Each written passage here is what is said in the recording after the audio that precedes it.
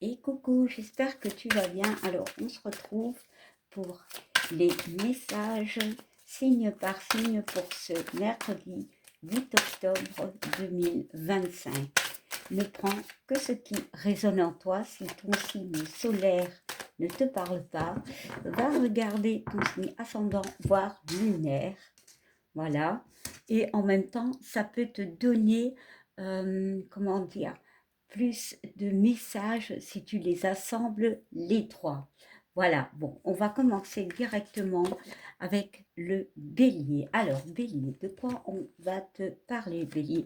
On te parle de la carte du nadir. Alors, cette carte du nadir, on parle quand même de quelque chose un peu de noirceur, de... Alors, peut-être d'une période un peu compliquée, mais par rapport peut-être à une situation avec ce 8, quelque chose qui tourne en boucle, où tu ne vois pas la fin du tunnel. On te dit, regarde ce petit point. Il y a cette notion que cette journée, tu trouveras peut-être une solution par rapport à quelque chose qui, euh, qui est problématique dans ta vie. Le 8, c'est aussi la réussite. Hein, voilà, donc Bélier, il y a vraiment une notion d'espoir. Hop là. Taureau. Alors, Taureau, on te parle d'épreuves. Ok, donc, bon, peut-être une période assez compliquée pour toi. Ici, peut-être que tu passes par des épreuves, peu importe les périodes et peu importe les épreuves. Hein, voilà, chacun adapte à sa vie en fait. Ici, on voit quand même comme un tunnel. Voilà. Euh, il y a quand même la lumière au bout du tunnel. Peut-être justement avec ce 2 qui parle de toi, une situation de toi, une personne, voilà. Et il y a ce 6, chiffre de l'amour, de l'entraide, de la confiance. Ça nous fait quand même le 8. Le 8, c'est le signe de la réussite, voilà, de l'abondance. Peut-être que demain, bon, ce sont des énergies aussi, hein, ne l'oublie pas, il y a vraiment cette aide de personne à te sortir d'une problématique. Peut-être par la communication, parce que le mercredi est le jour de Mercure, donc de tout ce qui est communication. Voilà. Allez, Gémeaux. Alors, Gémeaux, on te parle de l'adversaire, Gémeaux. Est-ce que l'adversaire, c'est toi? Voilà, ça peut être toi, ça peut être un mental, ça peut être aussi une notion de faire attention cette journée, peut-être par rapport à une personne, hein, clairement. On parle du cadre, donc de stabilité, mais on parle de ce neuf, donc peut-être pour moi, pour retrouver un équilibre, il y a une notion de nettoyer quelque chose qui ne va plus, clairement. Hein. Et ce 9 et ce 4 nous font 13, qui nous font le 4, le 13, 1 et 3 égale la stabilité. Avec ce 3 de 13, il y a la communication. Est-ce que c'est ton mental qui tourne en boucle? Est-ce qu'il y aura de l'agressivité dans les communications? En tout cas, on peut te mettre, comment dire, de faire attention en cette journée à certaines communications. Alors, cancer. Cancer, on te parle de bénédiction, de compréhension par rapport à des situations. Ici, avec cette carte où on voit cette main où tu as peut-être dû vivre certaines choses, il y a la notion de compréhension. Voilà. Mais il y a aussi ce petit cycle qui parle d'oméga. C'est le cycle de l'oméga et il y a l'alpha. Pour moi, il y a peut-être eu un passage assez compliqué hein, avec ces vagues. Il y en a 3, donc on peut me parler par rapport à des communications, peut-être que l'on attend. C'est aussi un 21, donc ils font 3. Il y a une notion de compréhension. Pour moi, il y a le début, mais il y a aussi une fin. Donc, est-ce la fin de doute? Est-ce la fin de choses dont on n'arrivait pas à s'en sortir? Vraiment, il y a cette notion de début et de fin. Tu comprends les choses.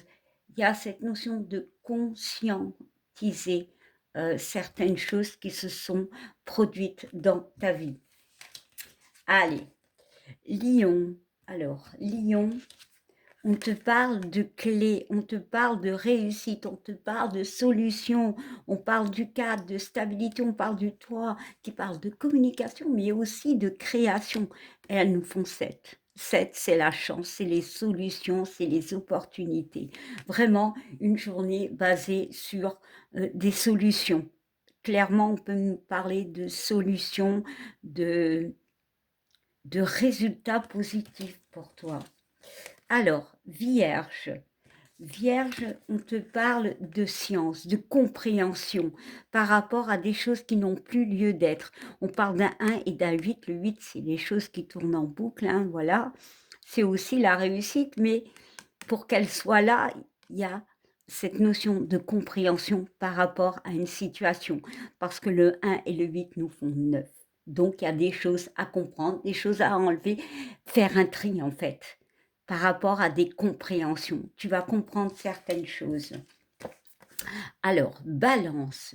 Balance, on te parle de la carte de l'isolement. Alors, cette carte de l'isolement, il y a ce besoin peut-être de te mettre en retrait par rapport à toi. Voilà, une forme d'introspection, mais peut-être par rapport à des décisions à prendre, peut-être par rapport au niveau relationnel, voire sentimental, il y a peut-être un éloignement qui est occupé de se produire. Pour moi, ici, Balance, on est vraiment dans ce besoin de se recueillir, d'introspection en fait. Scorpion. Alors, Scorpion, on te parle de la carte de la mutation, c'est-à-dire les choses bougent, Scorpion.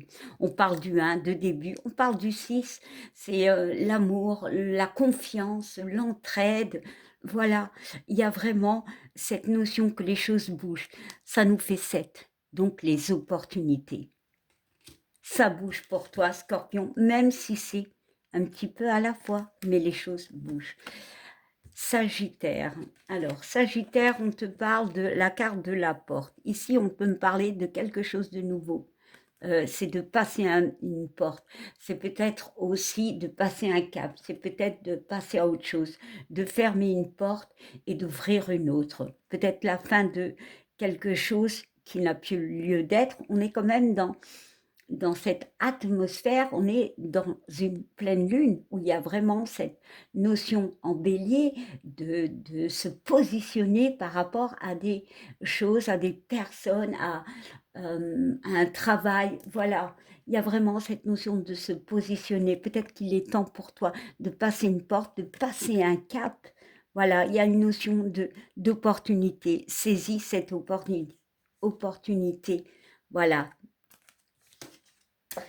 Capricorne. Alors, Capricorne, on te parle d'un homme. Voilà. Est-ce que c'est toi? On parle de l'homme, on parle de l'avancement, on parle du yang.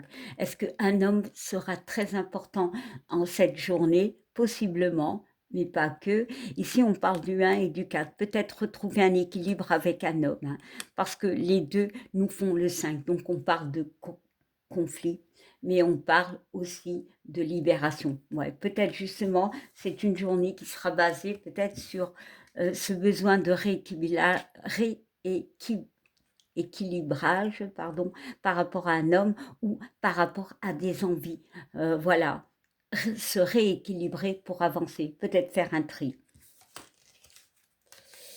Verseau, alors, Verseau, qu'est-ce qu'on te dit? On te parle de lumière, on te parle de décision, de libération, de chaleur, de résolution. C'est très lumineux. On parle du 3 et du 7. Voilà, des communications qui vont peut-être t'ouvrir vers quelque chose de nouveau.